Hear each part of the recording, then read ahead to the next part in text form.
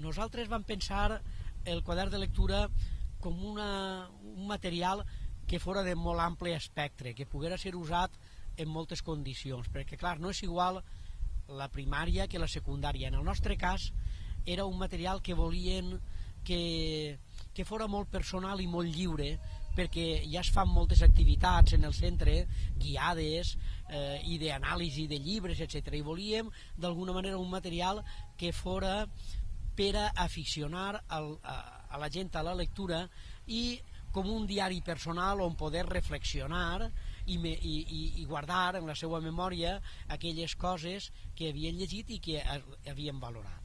Jo els recomanaria que veieren en el quadern de lectures una eina que el que pretén és crear entorns favorables a la lectura. Es recomanaria que en feren ús de la manera més oberta possible. El quadern de lectures està fet per lectors.